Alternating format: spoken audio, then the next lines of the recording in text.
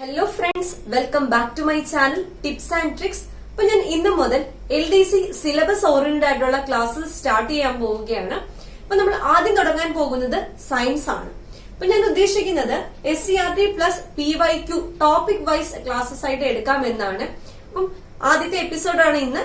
എല്ലാ എപ്പിസോഡ്സും മുടങ്ങാതെ കാണുക. LDC പരീക്ഷയ്ക്ക് ഫുൾ മാർക്ക് തന്നെ സ്കോർ ചെയ്യാൻ ശ്രമിക്കുക. നമുക്ക് വീഡിയോയിലേക്ക് കടക്കാം. അപ്പൊ ആദ്യം എടുക്കാൻ പോകുന്നത് കോശം. കോശത്തെ പറ്റി PSC ഇന്നേ വരെ ചോദിച്ച എല്ലാ പോയിന്റ്സും SCRT ടെക്സ്റ്റിൽ പറഞ്ഞ പോയിന്റ്സും കൂടെ ഉൾപ്പെടുത്തിയിട്ടുണ്ട്. അപ്പോ എന്താണ് കോശം?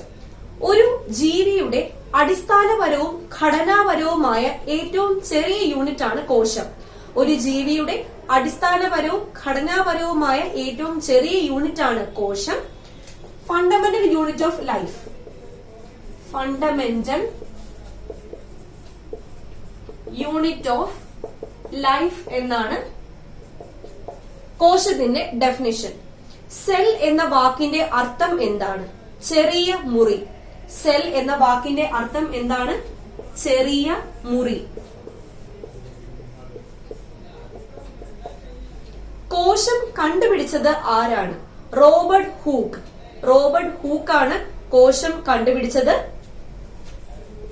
Robert hook. സെല്ലിനെ കുറിച്ചുള്ള പഠനം എന്താണ്? സൈറ്റോളജി.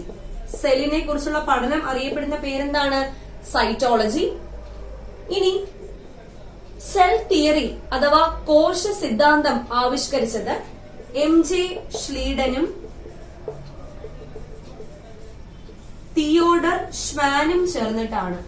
MJ ഷ്ലീഡനും തിയോഡർ ഷ്വാനും ചേർന്നിട്ടാണ് സെൽ തിയറി അഥവാ കോശ സിദ്ധാന്തം ആവിഷ്കരിച്ചത്. ഈ കോശ സിദ്ധാന്തത്തെ പരിഷ്കരിച്ചത് വിർഷോ ആണ്.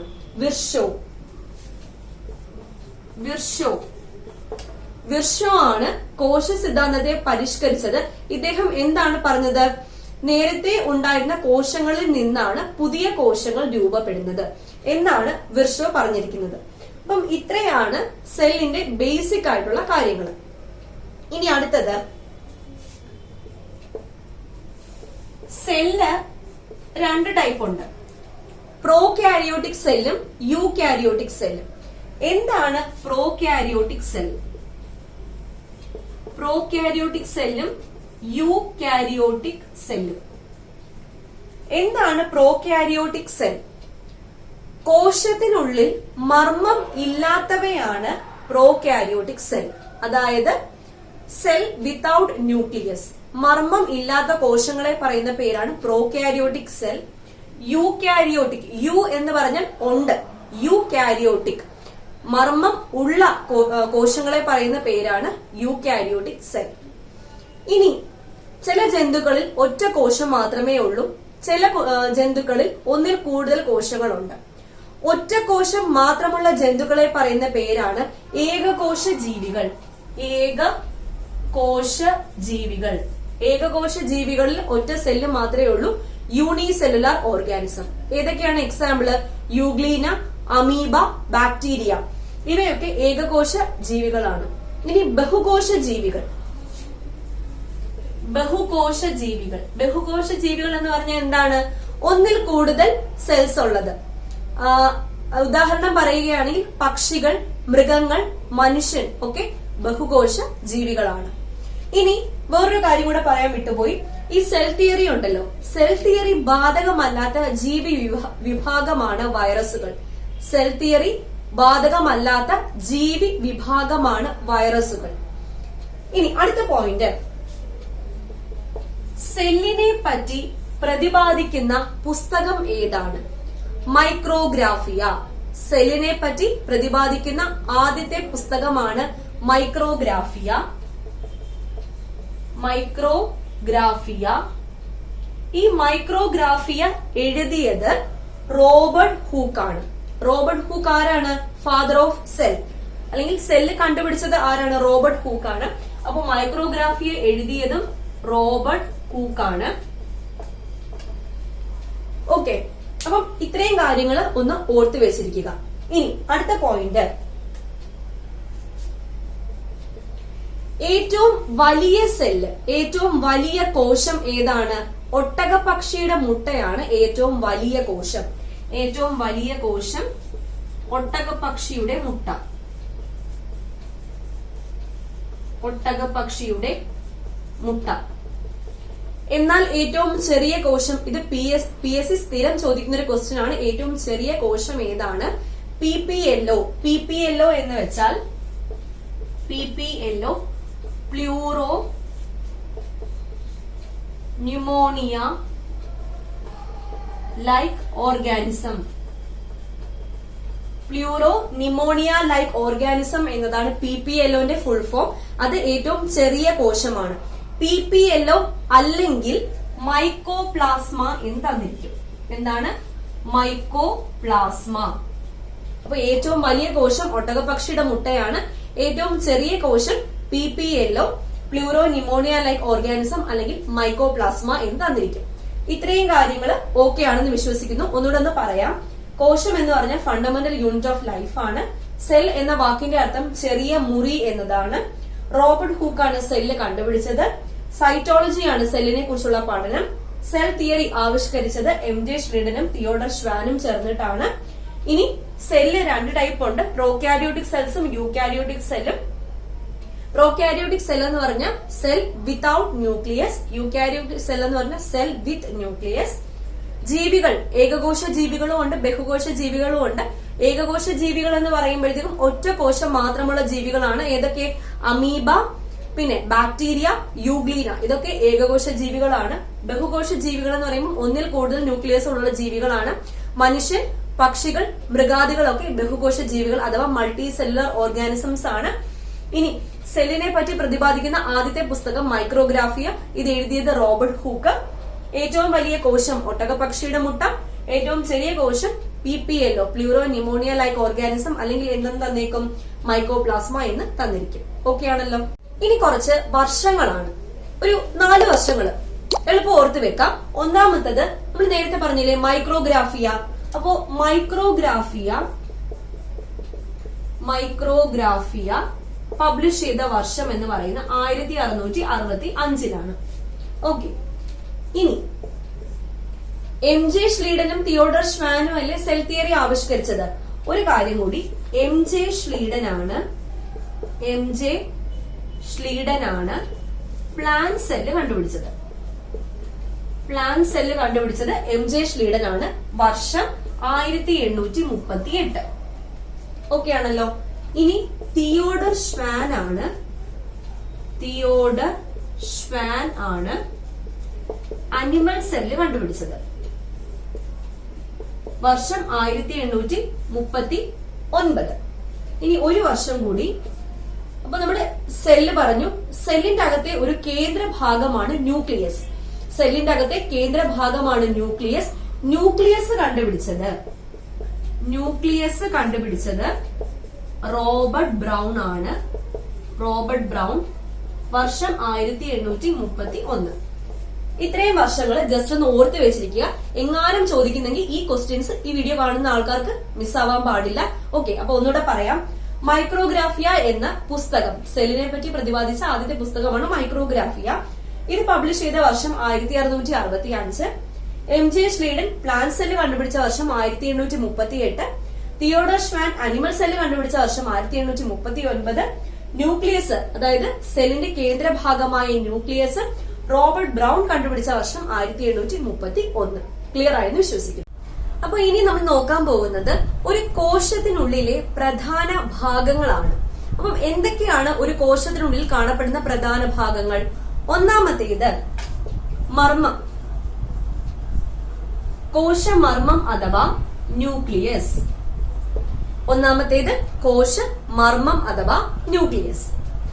രണ്ടാമത്തേത്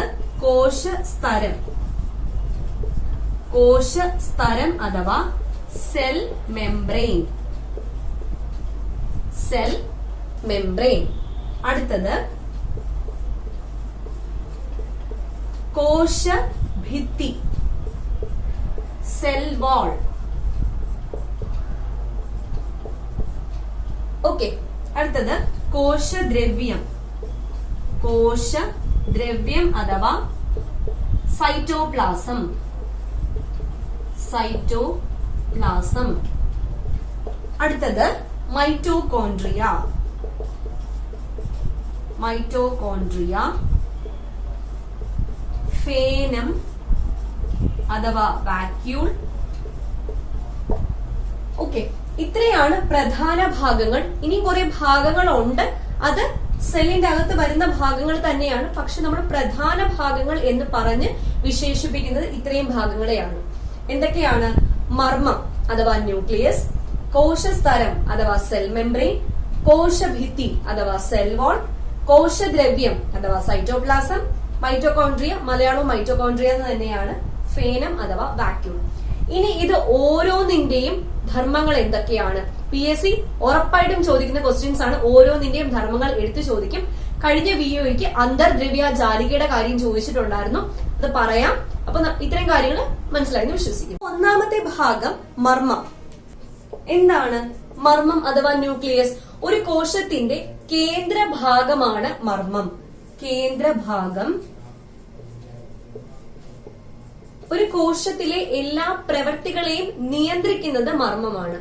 ഒരു കോശത്തിലെ എല്ലാ പ്രവൃത്തികളെയും നിയന്ത്രിക്കുന്നത്, നമ്മുടെ ബ്രെയിൻ നമ്മളെ നിയന്ത്രിക്കുന്നത് പോലെ തന്നെ ഒരു കോശത്തിലെ എല്ലാ പ്രവൃത്തികളെയും നിയന്ത്രിക്കുന്നത് ഏതാണ്? കോശ മർമ്മമാണ്. നേരത്തെ പറഞ്ഞു കോശമർമ്മം കണ്ടുപിടിച്ചത് ആരായിരുന്നു? റോബർട്ട് ബ്രൗൺ ആണ്, 1831. ഓക്കെ ആണല്ലോ.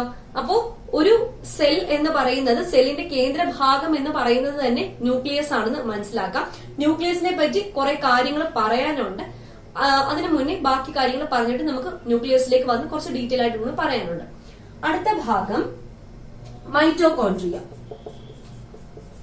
മൈറ്റോകോൺട്രിയ. മൈറ്റോകോൺട്രിയ എന്ന് പറയുന്നത് ഒരു സെല്ലിന്റെ പവർ ഹൗസ് എന്നാണ് അറിയപ്പെടുന്നത്. ഒരു കോശത്തിന്റെ പവർ ഹൗസ്. എന്താണ് പവർ ഹൗസ് എന്ന് പറയാൻ കാരണം? ഒരു കോശത്തിന് വേണ്ട ഊർജം ഉൽപ്പാദിപ്പിക്കുന്നത് മൈറ്റോകോൺട്രിയയാണ്. ഒരു കോശത്തിന് വേണ്ട ഊർജം ഉൽപ്പാദിപ്പിക്കുന്നത് മൈറ്റോകോൺട്രിയയാണ്. അതുപോലെ തന്നെ കോശ ശ്വസനം, ATP സംശ്ലേഷണം. കോശ ശ്വസനവും ATP സിന്തസിസും എവിടെയാണ് നടക്കുന്നത്? മൈറ്റോകോൺട്രിയയിലാണ് നടക്കുന്നത്. പവർ ഹൗസ് എന്നറിയപ്പെടുന്നു. ഊർജ ഉത്പാദനം,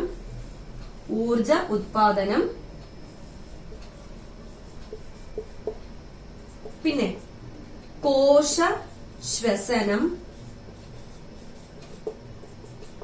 ATP സിന്തസിസ്, ATP സംശ്ലേഷണം എന്നിവ നടക്കുന്നത് മൈറ്റോകോൺട്രിയയിലാണ്. അപ്പൊ മൈറ്റോകോൺട്രിയയെ പറ്റിയുള്ള ഈ 4 പോയിന്റ്സും PSC റിപ്പീറ്റ് ആയിട്ട് ചോദിക്കുന്നതാണ്. പ്രീവിയസ് ഇയർ ക്വസ്റ്റ്യൻ പേപ്പേഴ്സ് എടുത്തു കഴിഞ്ഞാൽ മൈറ്റോകോൺട്രിയയെ പറ്റി ഇതിൽ ഏതെങ്കിലും ഒരു ക്വസ്റ്റ്യൻസ് നിങ്ങൾക്ക് കാണാൻ പറ്റും.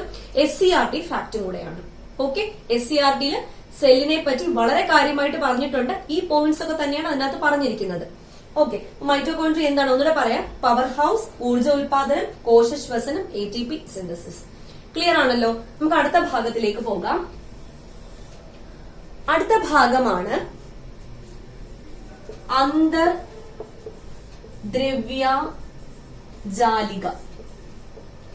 അന്തർദ്രവ്യജാലിക അഥവാ എൻഡോപ്ലാസ്മിക് റെക്ടിക്കുലം. എൻഡോപ്ലാസ്മിക്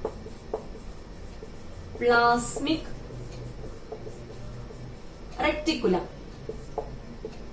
ഈ അന്തർദ്രവ്യജാലികയെ പറ്റി കഴിഞ്ഞ വീഡിയോയ്ക്ക് ഒരു ക്വസ്റ്റ്യൻ ഉണ്ടായിരുന്നു. എന്തായിരുന്നു അത്? കോശ അസ്ഥികൂടം. കോശാസ്ഥികൂടം. കോശത്തിന്റെ സ്കെലറ്റൻ എന്നറിയപ്പെടുന്നത് അന്തർദ്രവ്യജാലിക അഥവാ എൻഡോപ്ലാസ്മിക് റെക്ടിക്കുലമാണ്. എന്തുകൊണ്ടാണ് അങ്ങനെ പറയുന്നത്?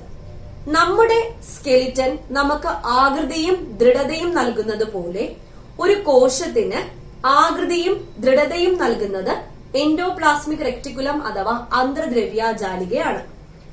കൂടാതെ ഒരു കോശത്തിൽ പദാർത്ഥങ്ങൾ സഞ്ചരിക്കുന്നത് ഈ അന്തർദ്രവ്യജാലികയിലൂടെയാണ്. ഒരു കോശത്തിന്റെ സഞ്ചാരപാത.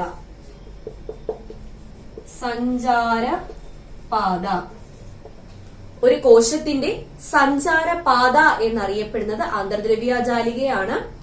അതുപോലെ ഒരു കോശത്തിൽ പദാർത്ഥങ്ങൾ സഞ്ചരിക്കുന്നു, ഒരു കോശത്തിന് ആകൃതിയും ദൃഢതയും നൽകുന്നു, കോശ അസ്ഥികൂടം.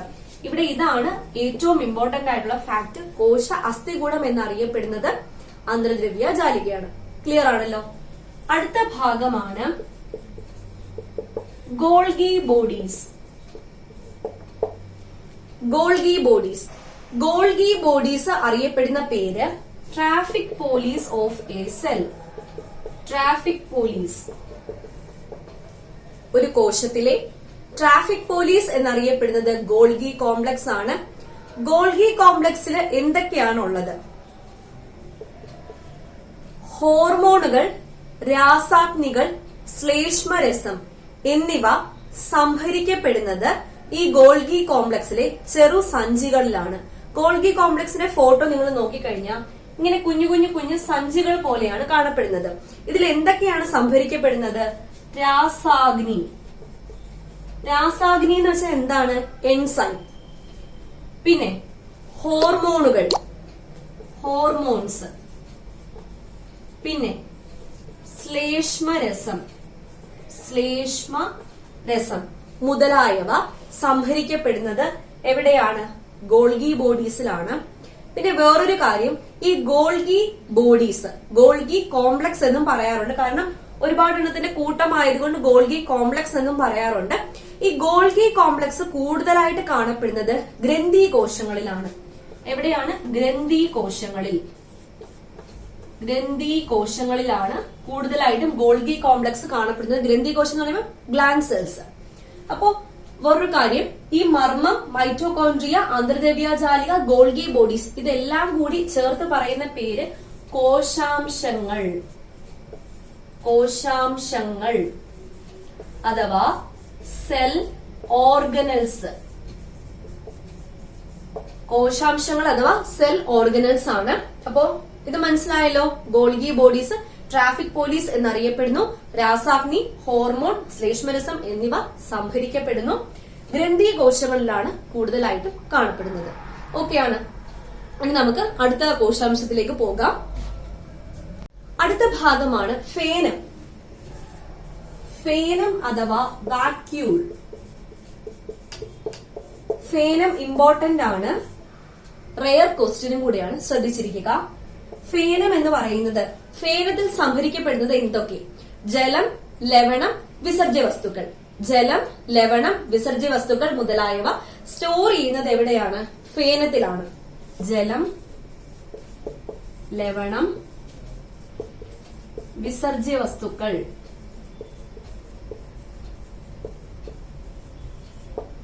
അതുപോലെ തന്നെ ഈ ഫേനത്തിനെ കവർ ചെയ്തുകൊണ്ട് ഒരു സ്ഥലമുണ്ട്.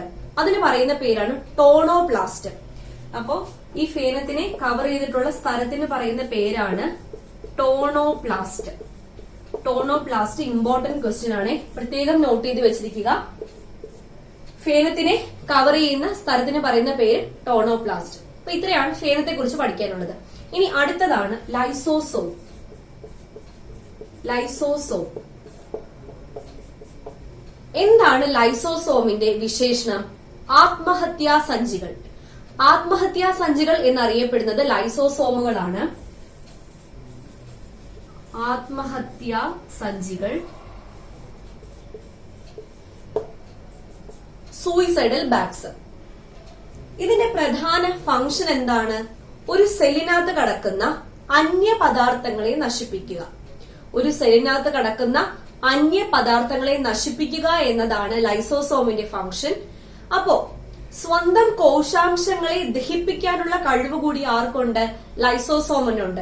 ലൈസോസോം സ്വന്തമായിട്ട് തന്നെയുള്ള കോശാംശങ്ങൾ, അതിന്റെ തന്നെ കോശാംശങ്ങളെ എന്ത് ചെയ്യും? ദഹിപ്പിക്കും. അങ്ങനെ സ്വന്തം കോശാംശങ്ങളെ ദഹിപ്പിക്കുന്ന ആ പ്രക്രിയയ്ക്ക് പറയുന്ന പേരാണ് ഓട്ടോഫാഗി. ഓട്ടോഫാഗി.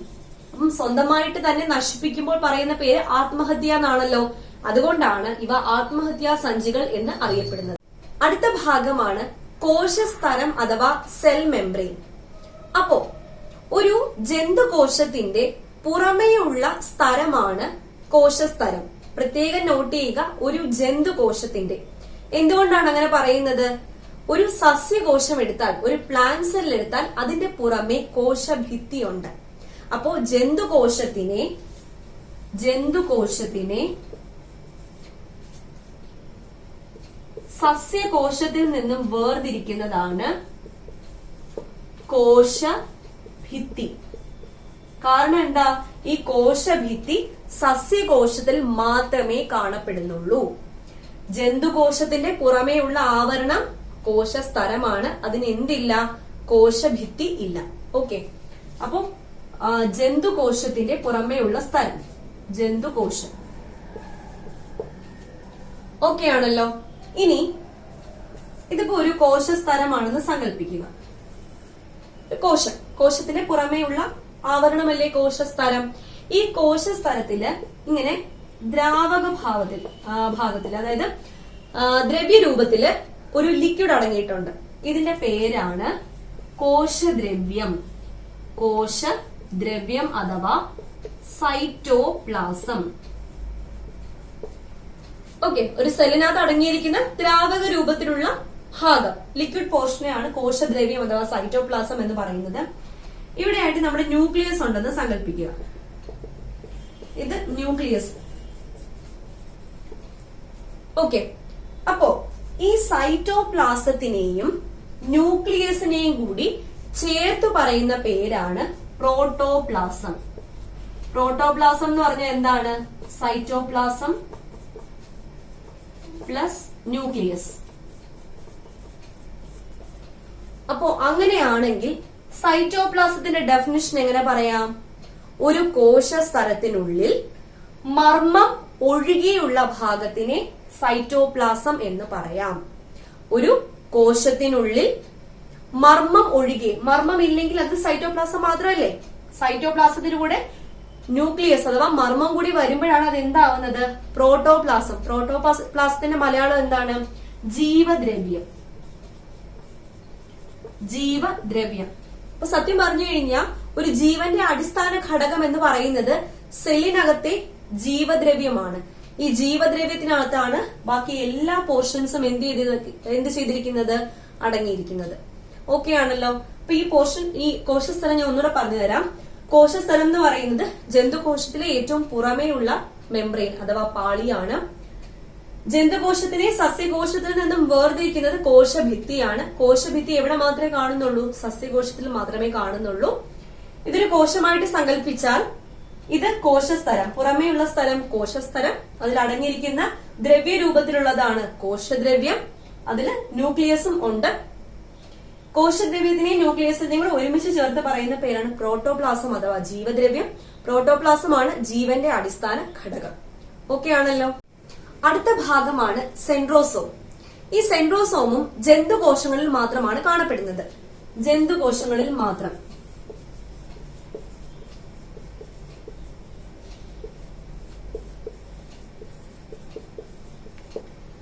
പിന്നെ ഈ സെൻട്രോസോമിന്റെ ഫംഗ്ഷൻ എന്താണ്? കോശവിഭജനത്തിന് സഹായിക്കുന്ന സെൻട്രിയോളുകൾ കാണപ്പെടുന്നത് സെൻട്രോസോമിനാണ്. ഓർത്തിരിക്കുക, കോശവിഭജനം, സെൽ ഡിവിഷൻ, കോശവിഭജനത്തിന് സഹായിക്കുന്ന സെൻട്രിയോളുകൾ, സെൻട്രിയോൾസ് കാണപ്പെടുന്ന ഏതിനകത്താണ്? സെൻട്രോസോമിലാണ്. അപ്പം ഈ രണ്ട് പോയിന്റ്സ് മാത്രം പഠിച്ചാൽ മതി. ഓർത്ത് വെക്കുക, SCERT ഫാക്റ്റും കൂടെയാണ്. SCERT ഫാക്റ്റ് ആണ്. ക്ലിയർ. ഇനി നമുക്ക്, ഞാൻ നേരത്തെ പറഞ്ഞില്ലേ ന്യൂക്ലിയസിനെ പറ്റി കുറച്ചുകൂടെ കൂടുതൽ പഠിക്കാനുണ്ടെന്ന്. മർമ്മത്തിലേക്ക് വരാം. ന്യൂക്ലിയസ്, മർമ്മം അഥവാ ന്യൂക്ലിയസ്. അപ്പോ ന്യൂക്ലിയസ് എടുത്തു കഴിഞ്ഞാൽ ന്യൂക്ലിയസിന്റെ അകത്ത്, ഇപ്പൊ ഞാൻ ന്യൂക്ലിയസ് എടുക്കുവാണ്. ന്യൂക്ലിയസ് ആണ്, ഒരു സെല്ലിന്റെ അകത്തെ ന്യൂക്ലിയസ് ആണെന്ന് സങ്കല്പിക്കുക. ഈ ന്യൂക്ലിയസിന്റെ അകത്തും ഒരു ദ്രവമുണ്ട്.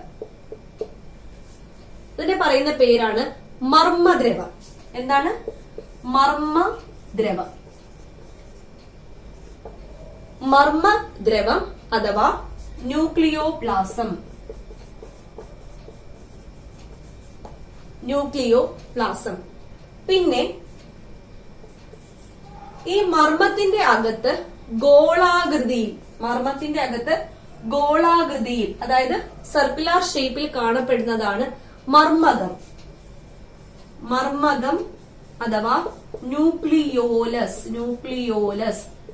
മർമ്മത്തിന്റെ അകത്ത് ഗോളാകൃതിയിൽ കാണപ്പെടുന്നതാണ് മർമ്മകം അഥവാ ന്യൂക്ലിയോലസ്. ഇനി മർമ്മകത്തിന്റെ അകത്ത് വേറൊരു സാധനമുണ്ട്, റൈബോസോം.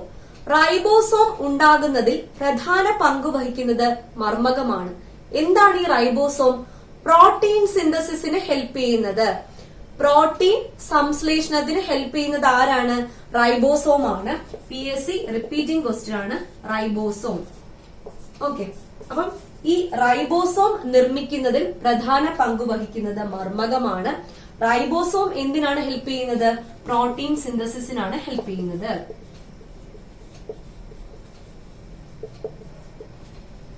ഓക്കെ ആണല്ലോ. ഇനി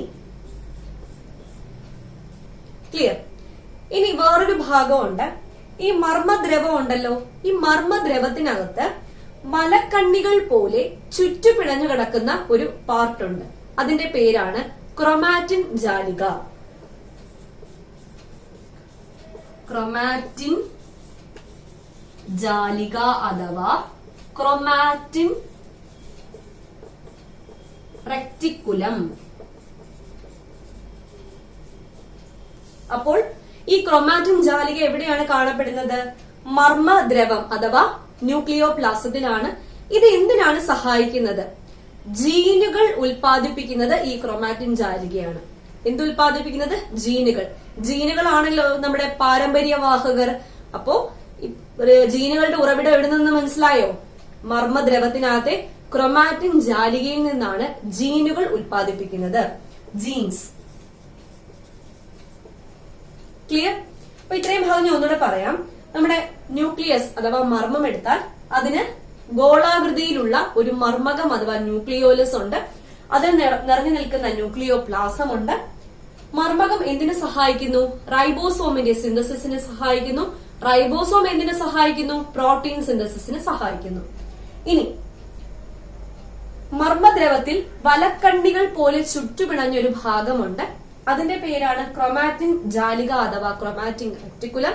ഇത് എന്തിനു സഹായിക്കുന്നു?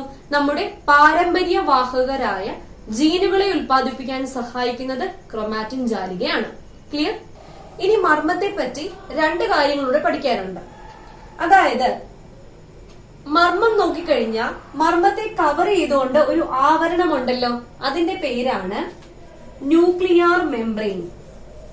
ന്യൂക്ലിയർ മെംബ്രെയിൻ അഥവാ മർമ്മസ്തരം. മർമ്മസ്തരം അഥവാ ന്യൂക്ലിയർ മെംബ്രെയിൻ എന്താണ്? മർമ്മത്തെ കവർ ചെയ്തുകൊണ്ടുള്ള ഈ ആവരണം. ഇനി ഇതില് കുഞ്ഞു കുഞ്ഞു സുഷിരങ്ങളുണ്ട്. കുഞ്ഞു കുഞ്ഞു സുഷിരങ്ങളുണ്ട്. അത് എന്തിനു വേണ്ടിയിട്ടാണ്? ഇതിനകത്തെ വസ്തുക്കള് പുറത്തേക്ക് പോകാനും അകത്തേക്ക് കയറാനും സംവഹനത്തിന് വേണ്ടിയിട്ട് കുഞ്ഞു കുഞ്ഞു സുഷിരങ്ങളുണ്ട്. ഇതിന് പറയുന്ന പേരാണ് മർമ്മരന്ധ്രം. ഇതിന് പറയുന്ന പേരെന്താ? മർമ്മരന്ധ്രം.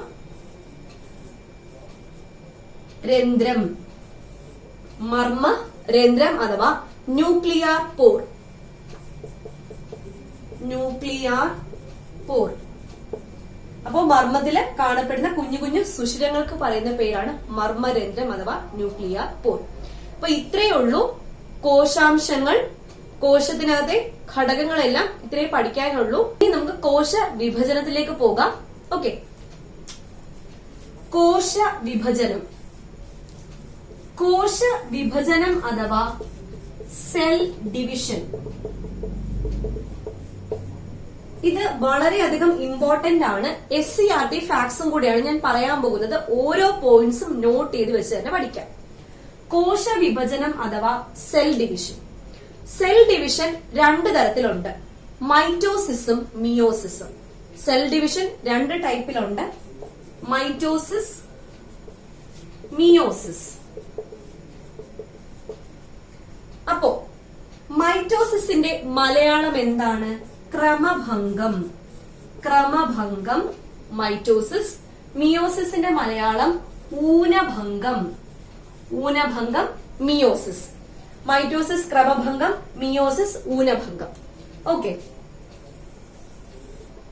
അപ്പോ നമുക്ക് ക്രമഭംഗത്തിലേക്ക് തന്നെ പോകാം.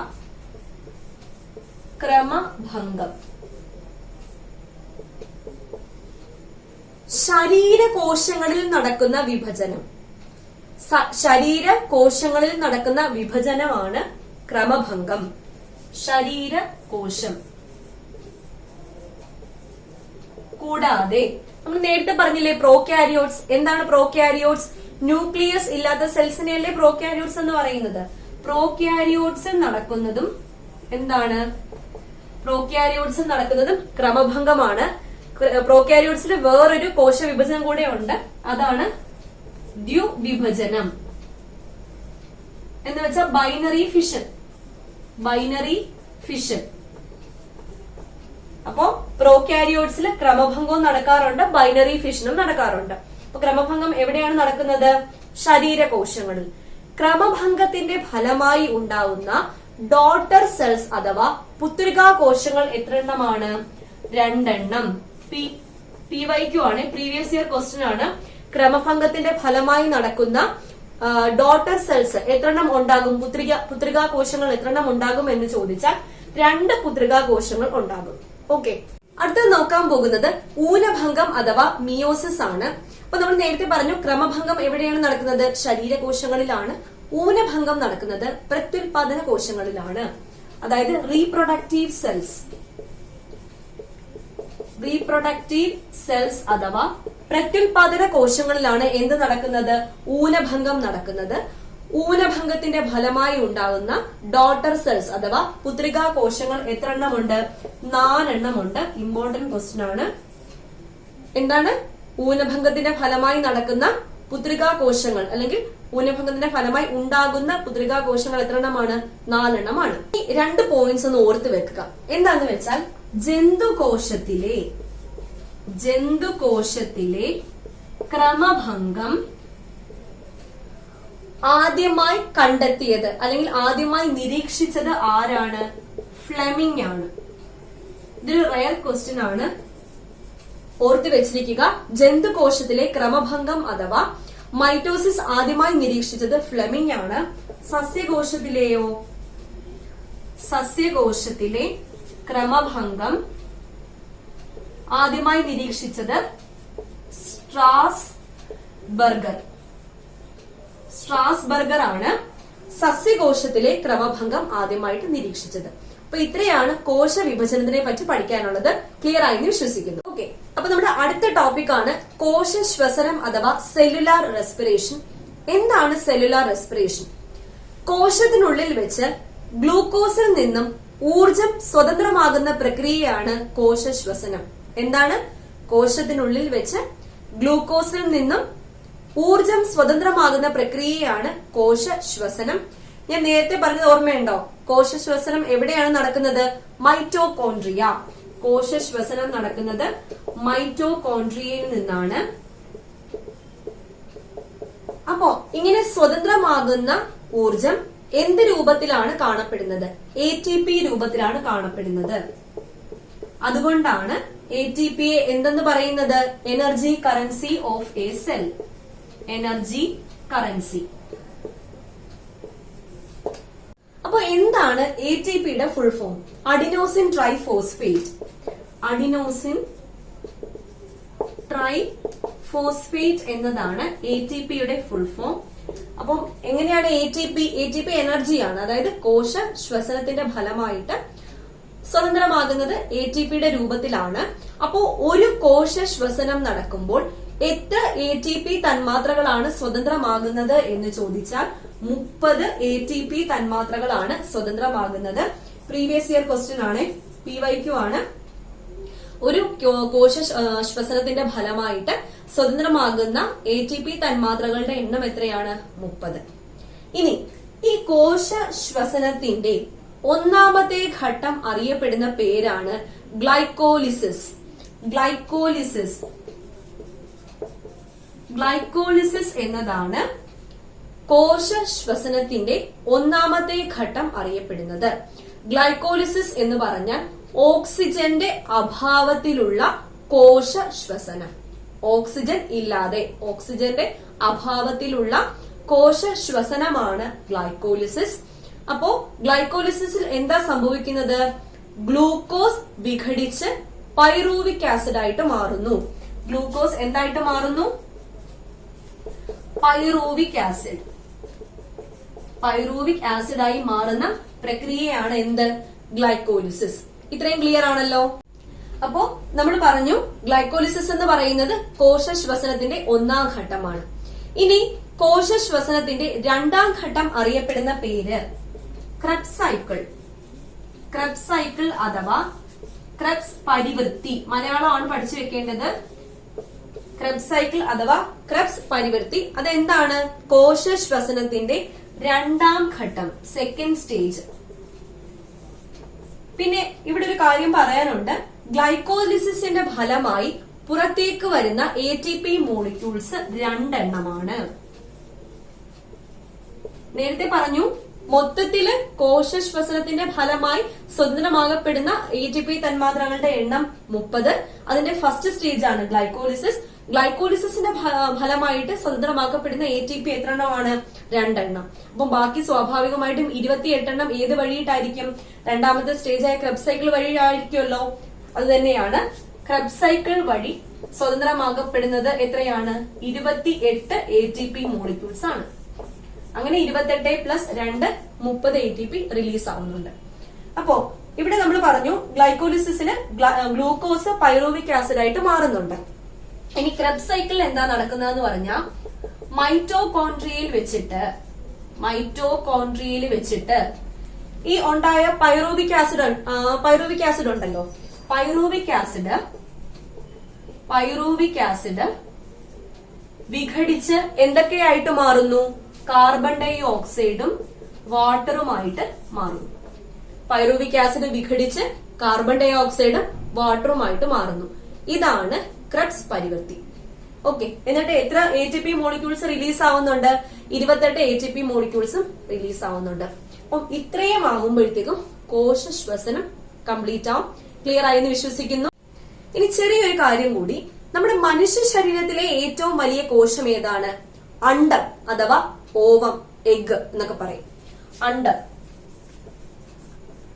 അണ്ഡമാണ് മനുഷ്യ ശരീരത്തിലെ ഏറ്റവും വലിയ കോശം.